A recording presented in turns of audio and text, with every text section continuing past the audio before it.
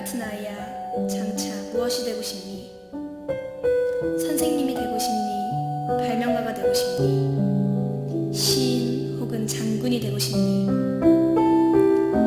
너의 고사리 주먹에 쥐어진 한 권의 책이 지금은 무겁겠지만 그 속에 네가 가야 할 길이 있고 하늘이 있다.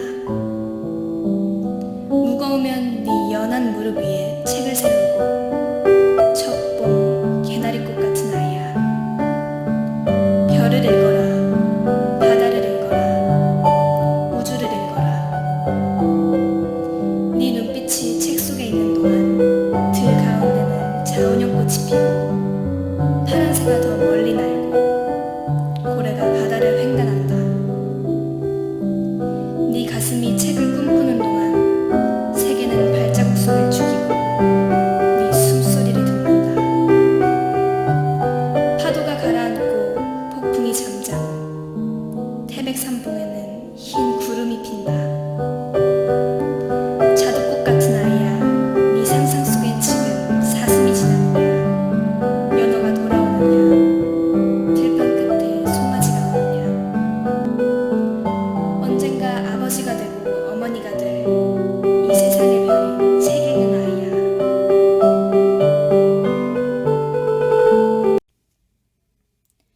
안녕하세요, 충주 중산고 학생 여러분들.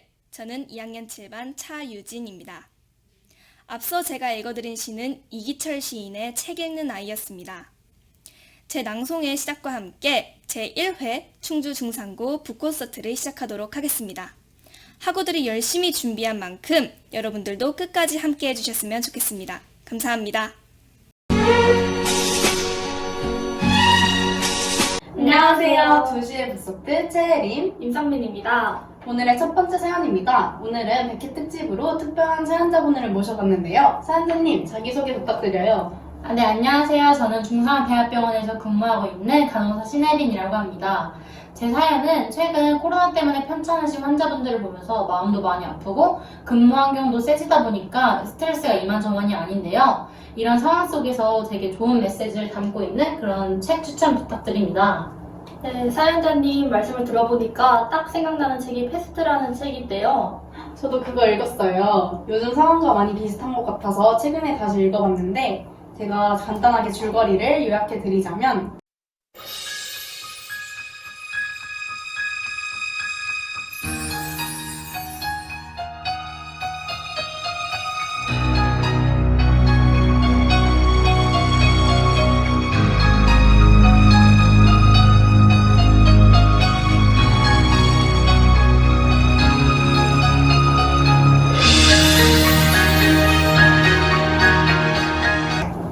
저는 이 책에서 술을 마시거나 불을 지르면 폐스균이 사라진다는 그런 헛소문이 돌아서 사람들이 그렇게 하는 부분이 있는데 그런 모습들이 현재 대한민국 시민들이 마스크를 세탁하거나 전자레인지에 돌려서 다시 쓰는 그런 모습이랑 비슷하다고 생각을 했거든요. 맞아요. 저도 뉴스에서 본 건데 어느 교회에서는 소독을 한다면서 입에 소금물을 뿌려서 오히려 집단 감염이 된 사례도 있더라고요. 아무래도 사람들이 불안해하면서 이런 유언비어가 퍼지는 게 이 책과 현재 상황과 유사하다고 생각했어요. 의료진으로 근무하고 계시는 사연자분의 의견도 궁금하네요. 근거 없는 소문들 때문에 위험한 행동을 하는 사람들을 보면 저도 정말 안타깝죠. 정부가 확실한 예방법을 널리 알려서 이런 일이 발생하지 않았으면 좋겠습니다. 그렇죠. 전염병 사태에서 정부의 역할이 정말 중요하죠. 이 책에서는 의사 리에가 정부의 패스트 비상사태 선포를 요청했을 때 정부가 사회가 혼란스러워진다며 무시하는 바람에 패스트가 더 확산되어 버렸어요. 이 책에서는 그래도 오랑시만의 문제였지만 현재 우리 상황은 전 세계적인 문제잖아요. 그래도 다행히도 현재 대한민국은 대처를 잘 했다고 그렇게 평가를 받고 있죠. 네, 맞아요. 그러면 패스트의 작가인 알베르 카메에 대해서도 궁금해지는데요. 제가 아는 바로는 알베르 카미는 거의 완벽에 가까운 작가였습니다. 미국 보그의 표지 모델이 될 정도로 외모가 출중했죠. 카미는 1957년 45살의 젊은 나이에 노벨 문학상을 수상한 능력 있는 작가입니다. 하지만 화려한 이력과 달리 카미의 삶은 매우 어두웠습니다. 그의 작품 세계를 관통하는 키워드 또한 죽음이었죠.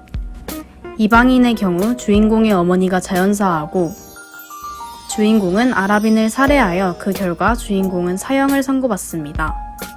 패스트는 질병으로 인한 떼죽음이 소재이고 전락에서도 주인공의 자살이 소설의 핵심이 됩니다. 카미는 지독한 가난 속에서 폐결핵을 앓았으며 나치에 저항하는 레지스탕스에서 활동하는 등 그리 순탄하지만은 않은 삶을 살아왔습니다. 그것을 통해 경험한 죽음이 그의 작품 세계를 고스란히 반영한 것이죠. 결국 그는 언젠가 죽을 운명에 처할 인간이 죽음에 대면하여 그 의미를 알려는 노력을 해야 한다고 주장합니다. 결국 카미의 작품은 모두 죽음을 소재로 하지만 그 이면에는 우리의 삶과 투쟁에 대해 이야기하고 있는 것입니다. 알베르 카미는 페스트를 통해서 몰죽음에 대해서도 회피하지 않고 연대의식을 통해서 더 깊이 있는 삶과 투쟁을 강조하려고 한 것 같네요. 저는 이 책을 읽고 인간은 전염병 앞에서 한없이 약하면서도 동시에 강한 존재라고 생각을 했어요. 전염병이 우리 인간관계의 근본이 그리 튼튼하지만은 않다는 것을 알게 해주는 것 같기도 하고요. 그렇지만 저는 그런 관계를 통해서 우리가 살아갈 수 있다고 그렇게 생각을 해요. 저는 이 책이 영웅주의가 아닌 소시민의 투쟁에 주목한다고 봤어요. 진정한 휴머니즘은 눈앞에 펼쳐지는 일들에 대해 개인 스스로 합리적이고 상식적인 방향의 선택을 하는 것에서 시작한다고 생각해요. 개인의 선택들이 모여서 더 나은 상황이 만들어지며 모두 함께 연대하는 것이 암울하고 부조리한 상황을 이겨낼 수 있는 최선의 방법이라고 생각할 수 있게 만든 책이었습니다. 사연자분도 마지막으로 한 말씀 해주세요. 이 책을 읽어보진 않았지만 패스트에서 말하는 연대의식이 무엇인지 짐작해 볼 수 있는 것 같아요. 또 작가의 비하인드 스토리를 알고 나니 진정한 패스트의 독자가 될 수 있을 것 같다는 느낌이 드는데요. 집에 가는 길에 서점에 들려 꼭 책을 구매해 봐야 될 것 같습니다. 오늘 의미 있는 시간 만들어주셔서 정말 감사합니다. 그럼 오늘의 라디오는 여기까지 하도록 하겠습니다. 청취자 여러분, 감사합니다. 안녕! 안녕하세요. 충주 중산고등학교 불타는 엉덩이 2학년 김혜원, 김서연, 함다원입니다. 저희가 2020년 북콘서트에서 소개할 책은 이국종 교수님의 골든아워입니다. 이 책을 선정한 이유는 같은 분야의 진로를 가진 저희 셋이 공통으로 본받고 싶은 인물로 이국종 교수님을 꼽았기 때문입니다. 목차부터 보여드리겠습니다. 먼저 작가 소개를 하고 책 소개, 다음으로 저희가 선정한 책을 읽으며 주목해야 할 체크 2가지를 소개한 뒤 마무리하도록 하겠습니다. 먼저 이국종 교수님에 대해 소개하겠습니다. 이국종 교수님은 아주대학교 소속의 외과의사로 일반인들이 잘 알지 못했던 중증외상이라는 분야를 언론 등을 통하여 알리는 데 크게 기여하셨습니다. 대한민국 전국 거점에 권역외상센터가 설치되는 데 큰 공을 세운 인물로도 잘 알려져 있습니다. 또한 국가가 이를 행정적, 재정적으로 지원하도록 하는 2012년 응급의료에 관한 법률을 개정한 이른바 이국종법이 통과하는 데 크게 기여하셨습니다. 여기서 이국종법이란 헬기로 응급환자를 이송하는 의료진이 직무를 수행하다 사망을 한 경우 국립묘지에 안장해서 국가적 예우를 갖추도록 하는 법안입니다. 다음으로 책에 대해 소개하겠습니다. 화면에 나와 있는 글은 저희가 꼽은 책에서 인상 깊은 구절입니다. 나는 헬리콥터를 이용한 이송체계가 중요하다는 것을 알았다. 그러나 그것은 일개 지방병원의 외과의사가 원한다고 되는 일이 아니다. 죽지 않아도 될 환자를 죽지 않게 하겠다는 정부의 의지가 필요했고 그 의지를 실현시킬 정책이 필요했으며 관련된 자들의 합의가 필요했다. 그러나 정책을 누가 만드는지는 알 수 없었고 확실한 정책은 보이지 않았다. 보이지 않아서 나는 그들의 실체를 알 수 없었다. 그런데도 결정적인 제약과 한심한 조치들은 늘 보이지 않는 정책이라는 이름으로 정부로부터 물려왔다. 1권에는 2002년부터 2013년까지 이국종 교수가 아주대학교 의대에 들어가서 외상외과 전문의가 되는 과정과 중증 외상 치료를 하며 겪은 일에 대해 나옵니다. 이 책에서 이국종 교수가 이끄는 중증외상센터는 오랫동안 힘든 시간을 보내고 있습니다. 중증 외상을 입고 실려오는 환자를 살리기 위해 쓰이는 혈액과 의료장비, 약 등의 비용들은 병원에 엄청난 적자를 안겨줬고 아이러니하게도 그가 사람을 살리기 위해 수술을 하면 할수록 그 적자 규모는 더 커졌다고 합니다. 이 책을 보면 중증외상센터의 현실에 대해 알 수 있습니다. 다음으로는 저희가 꼽은 책을 읽으며 주목해야 할 체크 2가지입니다. 첫 번째는 현재 우리나라 의료 운영 시스템 문제에 대해 민감하게 생각하며 읽기입니다.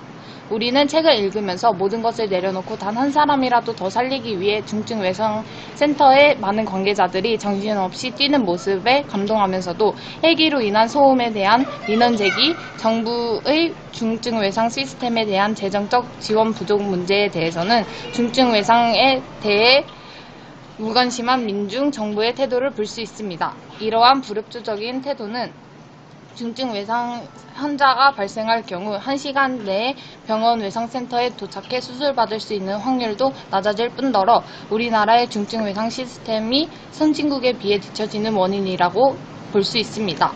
누구나 중증 외상의 환자가 될 수 있음에도 우리들의 편의만 생각하는 태도는 중증 외상 시스템이 발전하지 못하는 원인 중 하나임을 인식하며 이 책을 읽어야 할 것입니다. 두 번째 체크는 책에서 다루는 수많은 죽음에 대해 접하면서 죽음이라는 의미에 대해서 생각해 볼 수 있을 것입니다. 우리의 삶이 언제 어떤 방식으로 죽음을 맞이하게 될지는 전혀 예측할 수 없기에 이 책을 읽으면서 죽음이라는 의미에 대해 떠올려 보며 과연 내가 어떤 의미 있는 삶을 살 수 있을 것인가에 대해 고민해 볼 수 있을 것입니다. 마지막으로 저희가 이 책을 읽으며 앞으로의 중증 외상 시스템의 발전을 위해 개선되어야 할 부분에 대해 생각한 점을 이야기하며 마무리하겠습니다. 먼저 앞서 말했듯 중증 외상 시스템에 대한 시민인식의 개선이 필요합니다. 특히 헬기 문제에 대해서는 생명을 살리려 분투하는 의사 한 사람의 노력만으로는 부족합니다. 생명보다 소중한 가치가 없다는 점에 주목하여 우리들의 이해와 배려가 필요할 것입니다. 두 번째로 중증 외상 시스템에 대한 정부의 충분한 지원 또는 의료보험 수가의 조정이 필요할 것입니다. 대부분의 사람들은 병원에서 돈을 많이 번다고 생각할 것입니다. 하지만 이국종 아주대병원 중증외상센터장이 스스로를 병원에 연간 10억 원의 적자를 만드는 원흉이다 라고 말할 만큼 중증외상센터에서는 환자를 진료할수록 적자를 초래한다고 볼 수 있습니다.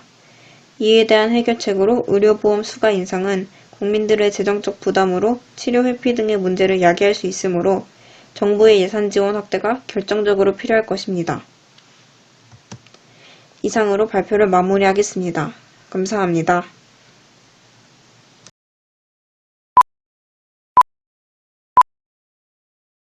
트렌드 코리아 2020, 2020년을 맞아 2020년의 핵심 키워드 마이티 마이스 강력한 주에 대해서 설명하기 전에 올해가 주해라는 건 다들 아시리라 믿습니다. 자, 그럼 2020 키워드 빠르게 지나갑니다. 잘 들어주세요. 멀티페르소나, 라스핏 이코노미, 페어플레이어, 스트리밍 라이프, 초기인화 기술, 펜슈머, 특화 생존, 58세대, 편리미역, 업글인간 이렇게 총 10개의 키워드 중 핵심인 멀티페르소나. 대한민국의 미래, 방탄소년단이 이 소재를 사용하여 더욱 주목을 받고 있는데 과연 멀티페르소나가 도대체 무엇일까요? 그 세계로 지금부터 들어갑니다. 뿅!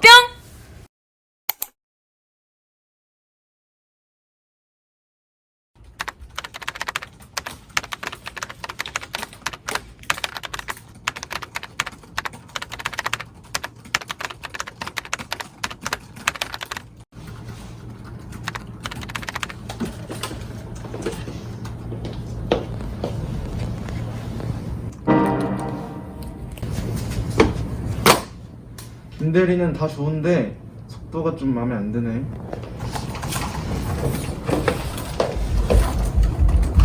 결제 서류입니다. 김 팀장은 다 좋은데 처리 속도가 조금... 시정하겠습니다.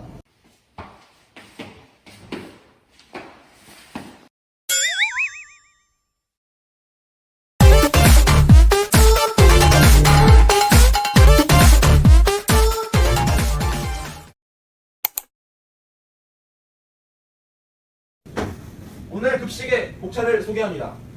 1번 옛날 도시락, 2번 근대 된장. 지금은 쉬는 시간.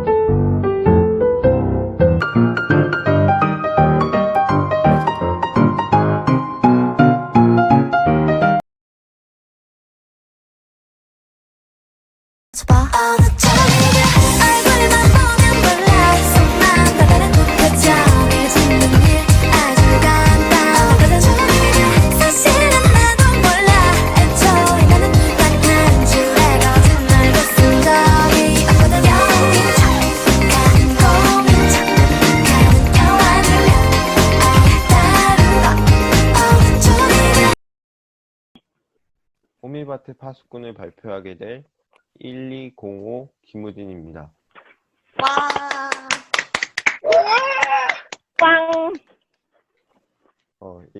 일단 저희 모듬을 발표할 건데요. 저희 모듬의 이름은 투준 원진입니다. 투준 원진의 이름은 저희가 준이 들어간 사람이 2명이고 그리고 진이 들어간 사람이 1명이기 때문에 투준 원진으로 지었습니다. 저희 조는 조장인 저와 그리고 자료 조사를 한 준기와 범준이로 이루어져 있습니다. 일단 그럼 목차를 소개해보면 일단 책 소개, 그리고 두 번째 호밀밭의 파수꾼의 줄거리와 홀든의 방황, 세 번째 호밀밭의 파수꾼의 의미와 책을 읽고 난 후의 느낌 순으로 발표하겠습니다. 먼저 책 소개를 살펴보겠습니다.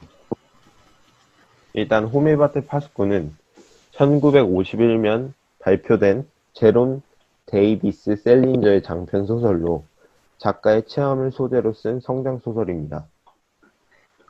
이 소설은 퇴학당한 한 소녀의 허위와 위선으로 가득 찬 세상에 눈떠가는 과정에서 성장해가는 내용의 소설입니다. 이 소설은 10대가 즐겨 쓰는 속어와 비속어를 사용하여 사실적으로 묘사한 점이 큰 특징입니다. 이 소설의 등장인물을 대표적인 4명을 뽑아 살펴보겠습니다. 일단 주인공인 홀든 콜필드와 그의 여동생인 피비, 그리고 기숙사에 같이 지내는 형인 스트레드 레이터, 그리고 전 학교 선생님이었던 안톨리니 선생님이 있습니다. 일단 주인공인 홀든 콜필드부터 살펴보면 이 홀든 콜필드라는 주인공은 학교 생활에 적응하지 못하고 빈번히 퇴학을 당하여 학교를 옮겨 다닙니다. 그러나 위선적인 사회에 대한 비판의식과 사랑과 자연에 대한 따뜻한 마음을 가지고 있는 학생입니다. 피비를 살펴보면 피비는 콜필드의 여동생이며 위선적이지 않은 어린아이의 순수함과 다정함을 지니고 있습니다. 그리고 기숙사의 형인 스트레드 레이터, 발음이 어렵네요. 콜필드가 다녔던 펜시 고등학교의 기숙사 룸메이트였습니다. 이 형은 자신의 외모와 여자친구에게만 관심이 있던 형이었습니다. 마지막으로 안톨리니 선생님을 살펴보면 이 안톨리니 선생님은 콜필드가 예전에 다녔던 학교의 선생님으로 콜필드가 가장 존경하는 선생님이었지만 콜필드에게 수상한 행동을 들켜 위선적인 인물이라는 것이 드러나게 됩니다. 두 번째, 호밀밭의 파수꾼의 줄거리와 홀든의 방황을 살펴보겠습니다. 일단 호밀밭의 파수꾼의 줄거리를 영상을 통해 알아보겠습니다. 홀든 콜필드는 사립고등학교에 재학 중이었지만 여러 번 낙제를 하게 되고 결국 집이 있는 뉴욕으로 돌아갈 결심을 하게 된다. 홀든은 뉴욕으로 가는 기차에서 같은 반 친구의 어머니를 만나게 되는데 그녀에게 거짓말을 하며 친구에 대한 좋은 말만 늘어놓아주기도 한다. 뉴욕에 도착한 홀든은 학교를 그만둔 사실을 숨기기 위해 집 대신 호텔에 짐을 풀고 밖으로 나가 형의 옛 여자친구를 만나기도 하고 호텔로 돌아와서는 엘리베이터 보이의 추천으로 매춘부를 드리기도 한다. 그러나 생각이 없어지게 되자 매춘부에게 약속한 $5를 주고 이야기만 나눌 것을 제안한다. 그러나 매춘부는 엘리베이터 보이와 함께 홀든을 폭행하여 $10를 빼앗아 간다. 다음날 홀든은 아침 식사를 하고 거리를 나와 걸으며 교회에 다녀온 듯한 한 가족을 보게 된다. 그 집 아이는 길을 걸으며 호밀밭을 걸어오는 누군가와 만난다면 이라는 노래를 부르고 있었다. 홀든은 그 모습을 보며 괜스레 기분이 좋아지는 것을 느낀다.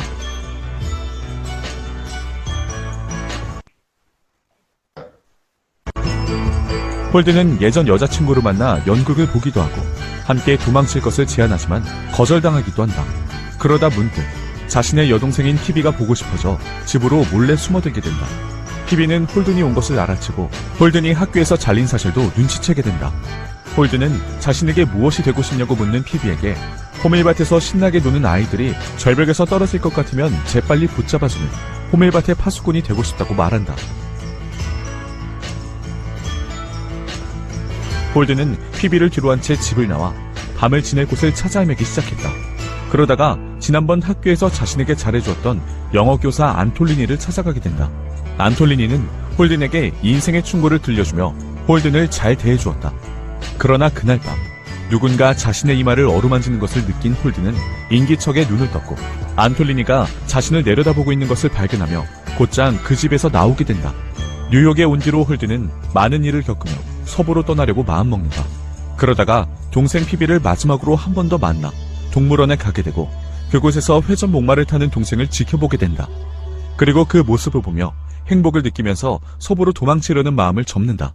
그리고 호밀바테 파수꾼이 되기로 다시 마음먹게 된다. 호밀바테 파수꾼은 작품 말미에 홀든이 정신병원에 있는 모습을 보여준다. 그리고 그간 있었던 모든 일들이 홀든의 회상임을 짐작케 한다. 작품은 홀든이 거짓투성이인 학교에서 예, 영상은 여기까지 보도록 하겠습니다. 이런 내용의 책이고요. 홀든 콜필드는 사립 고등 그러면 홀든의 방황에 대해 대표적인 세 가지를 보도록 하겠습니다. 홀든은 학교에서 퇴학을 당하고 룸메이트와 싸움을 하고 학교를 무단으로 뛰쳐나오기도 하고 클럽에서 술을 마시고 여자가 필요하다고 말을 하여 호텔로 매춘부를 부른 것, 그리고 마지막으로 세 번째, 셀리에게 갑자기 고백한 것 등 여러 가지 방황을 하게 됩니다. 그럼 이 책에서 말하고자 하는 것은 무엇일까요? 호밀바테 파수꾼의 의미와 책을 읽고 난 후의 느낌을 마지막으로 발표하고 마치도록 하겠습니다.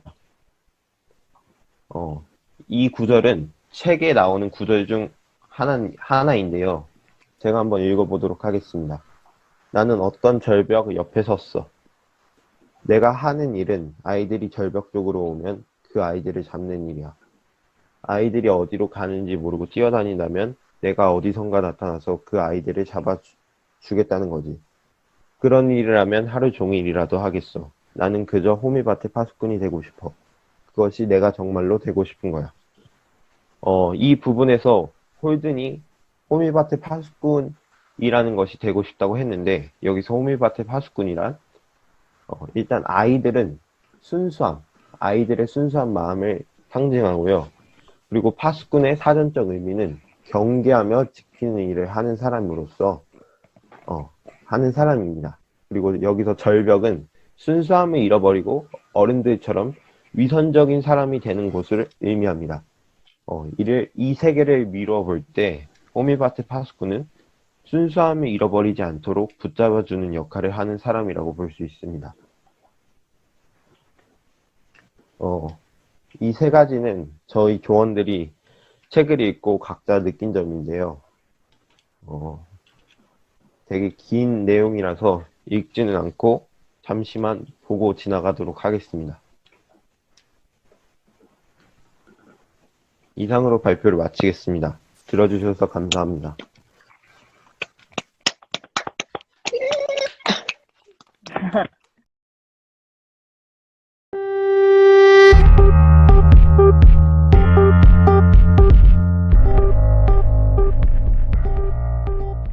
안녕하세요. 북콘서트를 맞이하여서 4차 산업혁명 문제는 과학이야라는 도서로 함께 이야기 나누실 독자분을 모셨습니다. 안녕하세요. 안녕하세요. 간단하게 자기소개 부탁드립니다.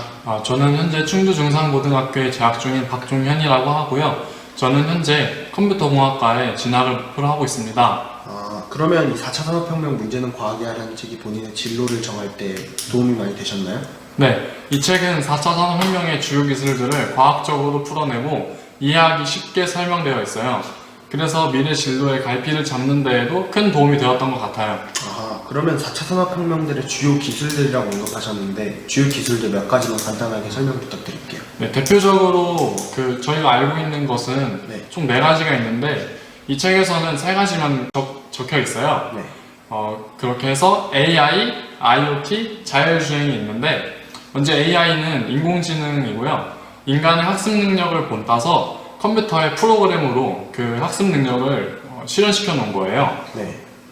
그 책의 사례를 보면 유럽 각국에서 전문가들이 모여 로보로, 그러니까 로봇의 법이라는 프로젝트를 현재 진행 중이고요. 네. 로봇 기술의 법적, 윤리적 이슈를 연구 중에 있어요. 그리고 이 사실로 국가 차원에서의 노력이 아주 중요하다는 것도 같이 언급하고 있어요. 그러면은 이제 IoT에 대해서 간략하게 좀 설명해 주세요. IoT는 인터넷 오브 띵스의 약자로 사물 인터넷을 의미하는데요. 각종 사물의 센서와 그 인터넷을 연결시켜서 사물 간의 네트워크 상호작용을 일으킵니다. 그리고 나서 사용자에게 유용한 기능을 제공하죠. 그 사례로는 지금 저희가 사용하고 있는 아리아 이런 것도 있고요. 그 미래에는 스마트 팩토리, 스마트 시티, 스마트 팜 등이 있을 것입니다. 하지만 사물 인터넷은 구별 가능한 고유 IP를 가지고 있어서 해커에게 해킹당할 위험도 있어요. 그래서 정보 보안에 대해서 점점 대두되고 있는 이유도 그 때문입니다.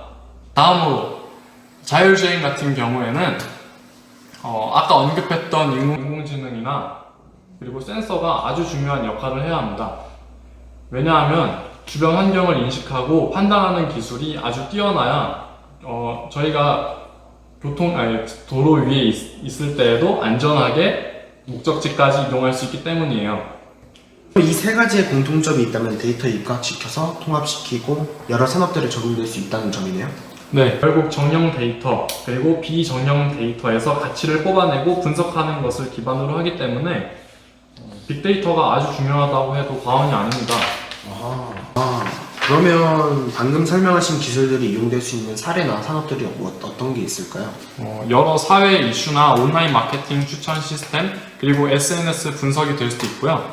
아마존의 고객의 취향 판단 그리고 맞춤형 광고 그리고 의료 분야에서는 의료 데이터 연계로 빠른 의사결정을 할 수 있습니다.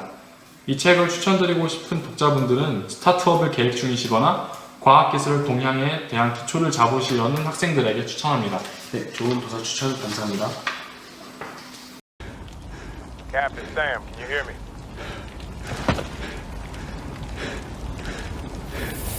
On your left.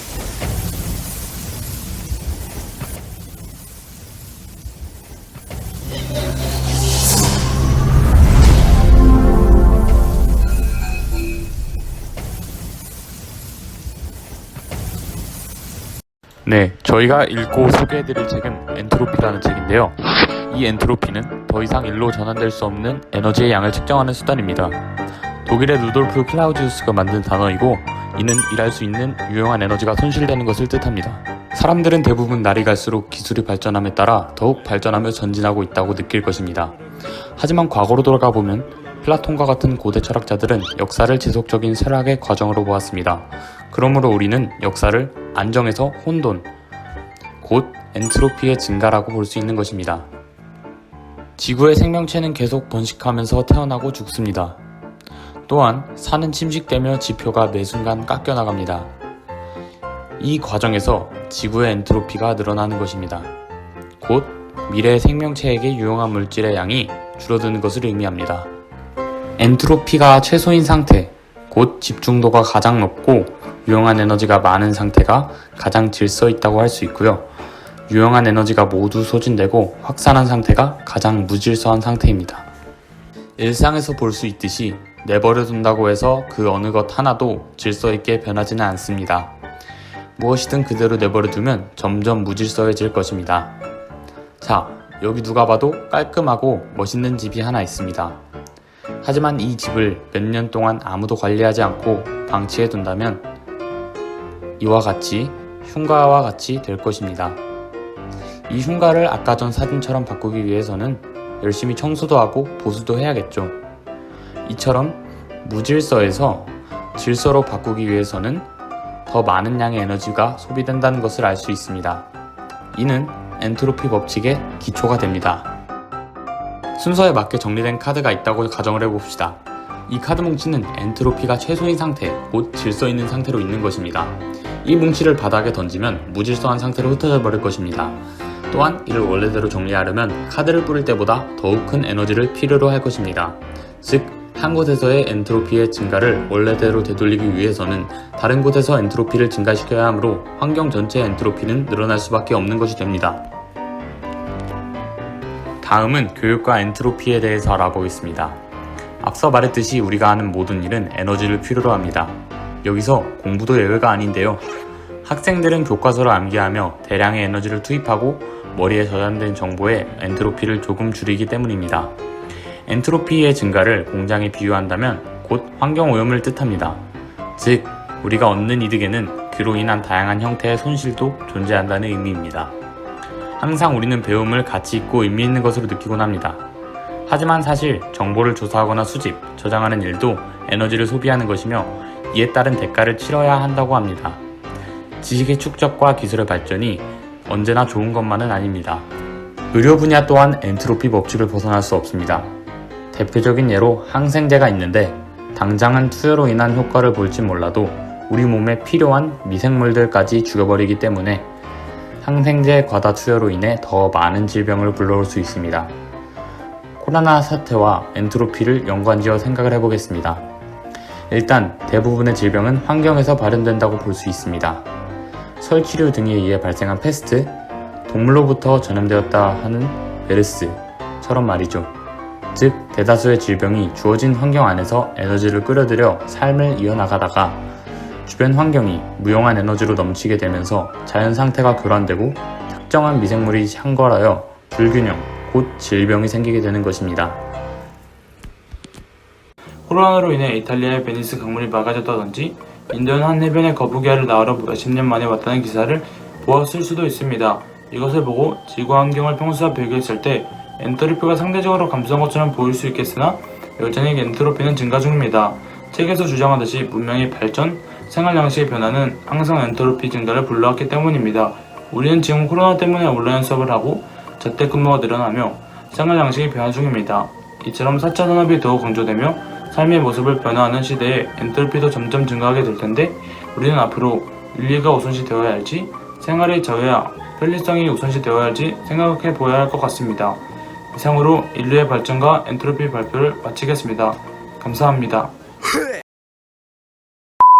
안녕하십니까. 이 세상 모든 책들을 리뷰하고자 하는 충주중상고에 재학 중인 262 이승주입니다. 제가 오늘 이 영상에서 소개해드릴 책은 바로 이 책입니다. 요즘 코로나 바이러스 때문에 평소보다 집에 오래 머무르시죠? 집에 오래 머무르면 머무를수록 코로나가 어떻게 진전이 되고 있는지 궁금하시죠? 그래서 저는 이 코로나 바이러스가 유행하면서 우리가 뉴스를 보는 시간이 많아졌다고 생각합니다. 하지만 이 뉴스가 가짜인지 진짜인지 모르고 그냥 받아들이기만 한다면 무슨 일이 일어날까요? 가짜 뉴스로 인한 피해의 간단한 예시를 들어보자면 최근 코로나 바이러스가 확산되면서 SNS의 카페 주인이 신천지 교도라는 허위 사실이 유포되는 사건이 발생하여 그 카페는 금전적인 피해를 막을 수 없었습니다. 이러한 피해를 막기 위해 우리는 가짜와 진짜를 구별하는 방법을 알아야 합니다. 그래서 제가 준비한 이 영상에는 가짜뉴스를 중점으로 두고 이 책에 대해서 소개해드리도록 하겠습니다. 가짜뉴스를 얘기하기 전 먼저 이 책에서는 미디어의 영향력에 대해서 말하고 있는데요. 이 책에서는 독일 아돌프 히틀러와 과거 CBS 공상과학 드라마 사건을 예로 들어 이런 미디어가 사람에게 얼마나 영향을 끼치는지 말하고 있습니다. 하지만 미디어가 많은 사람들의 선택과 판단을 조종하는 현상은 과거뿐만 아니라 지금도 나타나고 있는데요. 이렇게 미디어의 영향력이 크다 보니 우리는 가짜뉴스를 진짜뉴스로 받아들일 수밖에 없습니다. 따라서 우리는 가짜뉴스를 구별할 수 있어야 되는데요. 이 책에서 나오는 가짜뉴스 구별 방법은 우리가 항상 미디어를 비판적으로 바라봐야 하는 것입니다. 미디어를 비판적으로 수용하기 위해서는 미디어가 전달하는 내용과 방법이 무엇에 근거를 두고 있고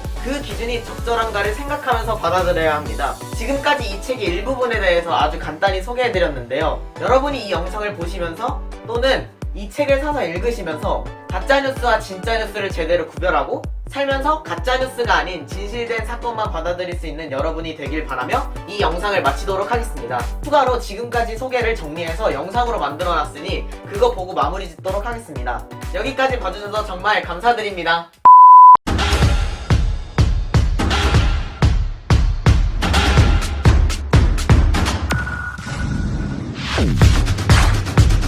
코로나19의 산발적 집단 감염이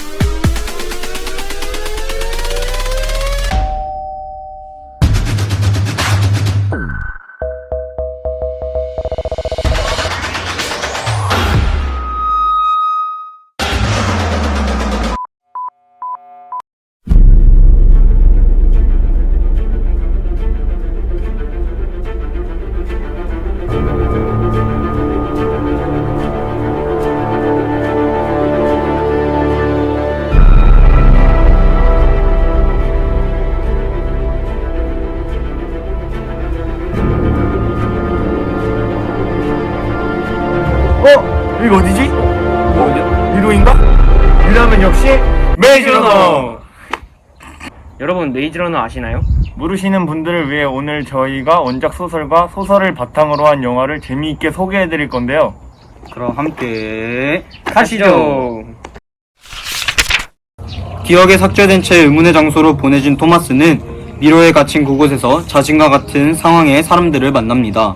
알비라는 글레이드라는 미로 속 낯선 공간에 제일 처음으로 들어온 흑인 소년으로부터 미로에 대한 이야기를 듣게 됩니다. 매일 아침 운동신경이 제일 뛰어난 러너들이 미로 속으로 들어가 탈출구를 찾기 위해 돌아다니고 지도를 완성하기 위해 고군분투합니다. 러너 중에 한국인처럼 보이는 사람이 있죠? 네. 이 소년이 바로 한국계 미국인 민호라는 캐릭터입니다. 작가가 이 소년의 이름을 민호라고 지은 이유는 바로 원작자인 제임스 대시너의 조카의 남편이 한국 사람인데 그 이름을 가져왔다고 합니다. 잠시 한국계 미국인 이기용 배우에 대해 알아보겠습니다. 민호 역을 맡은 이기용 배우는 한국계 미국인으로 서울에서 출생했지만 5살에 뉴질랜드를 거쳐 미국으로 이민 간 후 미국으로 귀화한 배우입니다. 이기용 배우는 2016년 특별시민이라는 한국 영화의 출연을 시작으로 최근 사람 엔터테인먼트와의 계약을 체결하고 본격적으로 한국 활동을 암시하기도 했어요.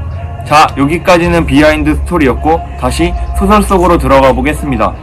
지정되지 않은 날에 트리사라는 소녀가 들어오면서 식량과 물의 공급이 멈추게 되고 더 이상의 인원이 채워지지 않는다는 이야기를 듣게 돼요. 어느 날 지정된 시간에 들어오지 못할 위기에 처하게 된 러너들을 구하기 위해 토마스가 미로 속으로 뛰어 들어가게 되고 이후 토마스도 러너로 인정되어 함께 미로를 탐색하게 됩니다. 토마스는 매일 밤 정체 모를 꿈을 꾸고 어느 날 그 꿈이 과거 자신이 이 소년들을 미로 속에 가둔 집단인 위키드의 일원이었다는 사실을 알게 됩니다. 결국 토마스는 자신이 이 소년들을 구하기 위해 자처해서 들어온 것을 기억하게 되고 탈출하기를 원하는 소년들과 함께 탈출을 감행하게 되죠. 미로 속에서 죽음을 당하기도 하며 고난을 겪지만 결국은 탈출하게 됩니다. 한 연구실을 발견한 그들은 타살을 당한 연구진들을 발견하게 되고 이와 함께 에바 페이지라는 위키드의 대가리가 그들이 킬존 테스트를 통과했다는 메시지를 남기고 자살하는 영상을 보게 되며 이 소설 1편은 마무리가 됩니다.